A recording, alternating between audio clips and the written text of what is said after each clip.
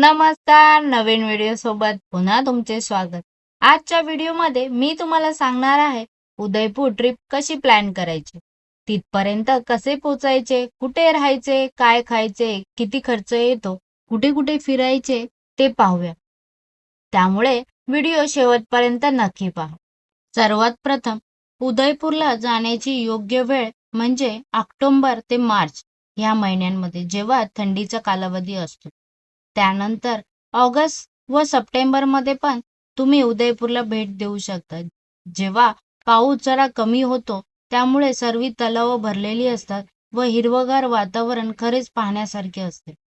April ते जून मात्र of season असते, तेव्हा सर्व हॉटेल्स वगैरे स्वस्त असतात. परंतु उदयपूर हे राजस्थानमध्ये असल्यामुळे उकाडा खूप जास्त असतो. 40 डिग्री पर्यंत टेम्परेचर वाढलेले असते. त्यामुळे फिरण्यासाठी योग्य कालावधी नसतो तो. आता उदयपूरला पोचायचे कसे?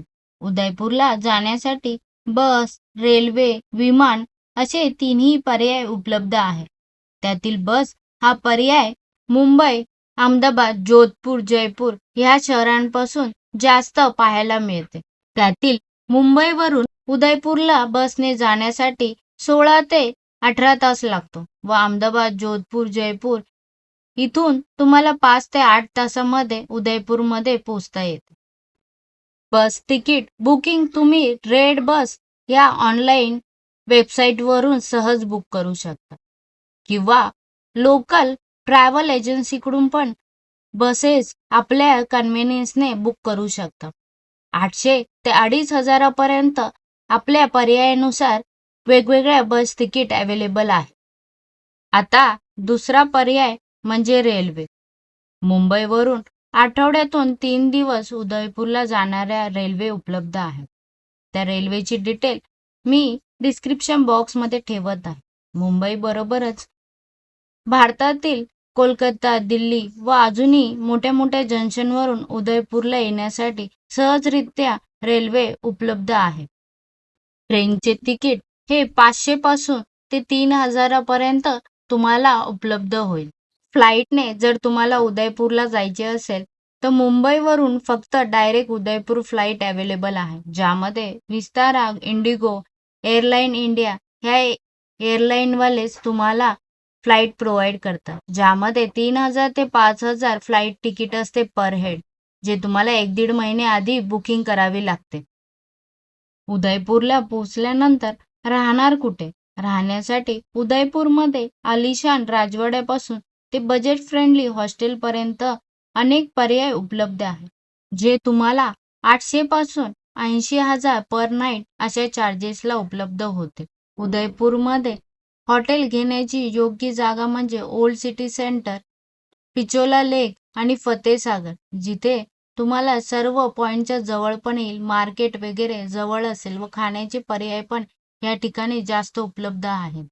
आता आपण पाहूया उदयपूरमधील फिरण्याची ठिकाणं जी आपण पाहिलीच पाहिजे. त्यातील पहिले महत्त्वाचे ठिकाण म्हणजे सिटी सेंटरमध्ये असलेले सिटी पॅलेस, जे पाहण्यासाठी तुम्हाला 3 ते 4 तास लागतात, ज्याची एंट्री फी 450 रुपये अशी आहे. त्यानंतर पॅलेस जवळच असलेले लेक पिचोलामध्ये तुम्ही बोट राईड घेऊ शकता, जिथून तुम्ही जग मंदिर या ठिकाणी जाऊ शकता. पिचोला तलावाच्या मधोमध हे एक सुंदर महल स्थित आहे. पिचोला लेकमध्ये बोटिंग करण्यासाठी पर हेड 600 ते 800 रुपये चार्जेस आहे. तुम्हाला जर हे महाग वाटत असेल तर फतेसागरमध्ये पण तुम्ही 150 ते 200 रुपयामध्ये बोटिंग करू शकता. फक्त जग मंदिरच्या आतमध्ये जाऊन तुम्हाला एक्सप्लोर करता येत नाही. दुसरे ठिकाण जगदीश मंदिर, जे 1651 मध्ये बांधलेले भगवान विष्णूंचे एक भव्य हिंदू मंदिर आहे, जे वास्तुकलेने समृद्ध असे ठिकाण आहे. सहेलियों की बारी, जिथे कारंजे, कमळाचे तलाव, मार्बलची मंडपांनी सजवलेली एक ऐतिहासिक बाग आहे, जी तुम्ही पाहिलीच पाहिजे. त्यानंतर बागोर की हवेली, ही हवेली पाहण्यासारखी असून पिचोला तलावाच्या काठावर आहे. तिथे रोज संध्याकाळी 5 वाजता राजस्थानी लोकनृत्य कार्यक्रम आपल्याला पाहायला मिळतो. महाराणा प्रताप स्मारक, हे एक फतेसागर तलावाच्या किनारा वसलेले ठिकाण आहे, जिथे जाण्यासाठी 150 रुपये प्रवेश फी असून रोज संध्याकाळी 7:30 वाजता 45 मिनिटाचा लाईट व साऊंड शो असतो, ज्याचे तिकीट प्रति व्यक्ती 100 रुपये अशी आहे. हे ठिकाण महाराणा प्रताप यांच्या स्मृतीमध्ये बनवलेले असून तिथे म्युझियम पण पाहण्यासाठी उपलब्ध आहे. पार्किंगचे पण वेगळे चार्जेस इथे घेतले जातात. सज्जनगड पॅलेस उदयपूरच्या तलावांचे व शहरांचे विहंगम दृश्य देणारा एक डोंगर माथ्यावरील राजवाडा. विशेषतः इथे सूर्यास्ताच्या वेळी जास्त सुंदर व्ह्यू दिसतो असे सांगण्यात येते. याला मान्सून पॅलेस म्हणून पण ओळखले जाते. कर्णी माता मंदिर रोपवे व निमच माता रोपवे असे 2 प्रकारचे रोपवे उदयपूरमध्ये अवेलेबल आहे, जिथे तुम्ही जाऊन उंचावरून मंदिराच्या इथून संपूर्ण उदयपूरचे दृश्य पाहू शकता. कर्णीमाता मंदिराच्या इथे रोपवेसाठी 2 ते 3 तास लाईन लावावी लागते. त्यामुळे निमच माता मंदिराजवळच्या रोपवेला पण तुम्ही जाऊन तशाच दिसणाऱ्या दृश्याचा आनंद घेऊ शकता.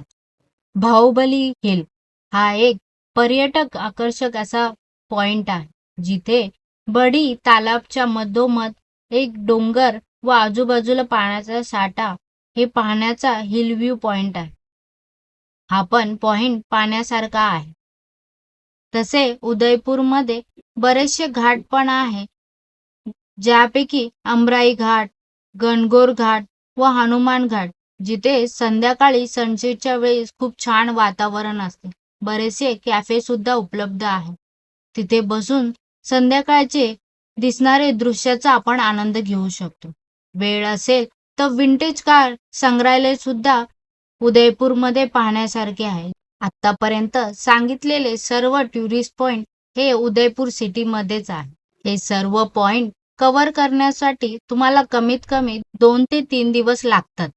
त्या व्यतिरिक्त उदयपूर पासून 100 किलोमीटरपेक्षा जास्त व आतील अजून पण काही ठिकाणं आहे जी तुम्ही पाहिली पाहिजे. तुम्ही जर तुमची ट्रिप 3 दिवसापेक्षा जास्त प्लॅन करत असाल तर तुम्ही ह्या ठिकाणी नक्की व्हिजिट करू शकता.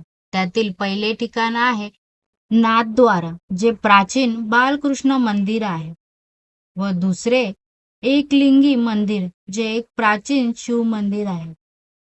तेथील सुद्धा वास्तुकला खरंच पाहण्यासारखी आहे. व तिसरे ठिकाण असले पाहिजे हल्दीघाटी व त्याच्याच जवळ असलेले महाराणा प्रताप संग्रहालय, जे आपण पाहिलेच पाहिजे. ही 4ही ठिकाणं आपली एका दिवसात पाहून होतात. उदयपूर पासून चित्तोडगड पण हा एक पाहण्यासारखी जागा आहे. ती पाहण्यासाठी तुम्हाला उदयपूरवरून 111 किलोमीटर प्रवास करून जावे लागते. ह्या ठिकाणी भेट दिल्यानंतर पूर्ण 1 दिवस आपला या ठिकाणी व्हिजिट करण्यात जातो. त्यामुळे त्या दिवशी तुम्ही फक्त चित्तोडगडच पाहू शकता. दुसरे ठिकाण म्हणजे उदयपूर पासून 86 किलोमीटरवर असलेला कुंभलगड. हे दोन्ही गड ऐतिहासिकदृष्ट्या खूप महत्त्वाचे असल्यामुळे पाहण्यासारखी जागा आहे. तुम्ही जर 5 दिवसाची ट्रिप प्लॅन करत असाल तर मी व्हिडिओत सांगितलेले सर्व पॉइंट तुम्हाला पाहता येतील. आत्ता व्हिडिओमध्ये तुम्हाला एक चार्ट दिसत असेल. 3 दिवसाची ट्रिप प्लॅन व 5 दिवसाची ट्रिप प्लॅन याप्रमाणे मी ठिकाणांची नावं लिहिलेली आहे. काही हॉटेलची नावं सुद्धा मी कॅटेगरी वाईज डिस्क्रिप्शन बॉक्समध्ये त्यांची लिंक ठेवत आहे, तर नक्की चेक करा. आता शेवटचा प्रश्न म्हणजे उदयपूरमध्ये खायचे कुठे? खरं तर उदयपूरमध्ये स्ट्रीट फूड खूप मोठ्या प्रमाणात आपल्याला उपलब्ध आहे, ज्यामध्ये फतेसागर, सुकडिया सर्कल, ओल्ड सिटीमध्ये हे पर्याय जास्त उपलब्ध असतील. त्याचबरोबर उदयपूरमध्ये लेक साईड कॅफे व रूफटॉप रेस्टॉरंट अवेलेबल आहे, जिथे तुम्ही तुमचा लंच डिनर करू शकता.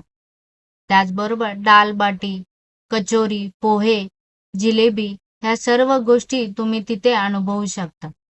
आम्ही उदयपूरमध्ये असताना कुठे कुठे जेवलो होतो व आमचा एक्सपिरियन्स काय होता हे मी उदयपूरच्या सिरीजमध्ये सांगितलेले आहे.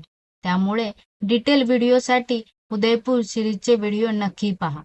आता उदयपूरमध्ये फिरण्यासाठी योग्य वाहन म्हणजे तिथे अवेलेबल असलेली रिक्षा, ज्याला ते लोक टुकटुक बोलतात. उदयपूर हे सिटीमध्ये ट्रॅफिकचा खूप प्रॉब्लेम असल्यामुळे टुकटुक म्हणजेच रिक्षा ही तुम्हाला कन्व्हिनियंट पडते. बाईकचा पण ऑप्शन आहे, ज्याच्यावर तुम्ही जर कपल असाल तर फिरू शकता. परंतु पार्किंगचा बराच वेळा प्रॉब्लेम होतो पार्क करण्यासाठी. त्यामुळे टुकटुक म्हणजेच रिक्षावाले आपल्याला दिवसाचे 1000 ते 1200 रुपये पर डेच्या हिशोबाने आपल्याला दिवसभर सिटी टूर करवतात. चित्तोडगड, हल्दीघाटी व कुंभलगडला जाण्यासाठी तुम्हाला दिवसभरासाठी कॅब किंवा टॅक्सी बुक करावी लागेल. त्याचे चार्जेस तरी सुद्धा 1500 ते 2000च्या आसपास तुम्हाला पर डे चार्जेस पडतील. उदयपूरमध्ये शॉपिंग करण्यासाठी शिल्पग्राम म्हणून जे गाव आहे तिथे तुम्हाला राजस्थानी हँडीक्राफ्ट वस्तू पाहायला व घेण्यासाठी अवेलेबल आहे. जिथे डिसेंबर ते जानेवारीमध्ये जत्राही भरते. पूर्ण व्हिडिओमध्ये एंट्री फी, चार्जेस मी बऱ्याचशा गोष्टीचे आधीच सांगितले आहे. तरी सुद्धा मी इथे चार्ट बनवून स्क्रीनवर दाखवत आहे. सीझन वाईज व जाण्याच्या टायमिंगवर सुद्धा हे चार्जेस कमी जास्त होऊ शकतात. हे चार्जेस आम्ही आमच्या वेळेस असलेल्या चार्जेस प्रमाणे हा चार्ट बनवलेला आहे. आजच्या व्हिडिओमध्ये एवढेच. व्हिडिओमध्ये काही सांगायचे राहून गेले असेल, तुम्हाला काही अजून माहिती हवी असेल तर कमेंटमध्ये विचारायला विसरू नका. आवडला असेल व्हिडिओ तर लाईक, सबस्क्राईब व शेअर करायला विसरू नका. पुन्हा भेटूया नवीन व्हिडिओ सोबत. तोपर्यंत स्वस्त राहा, मस्त राहा. धन्यवाद.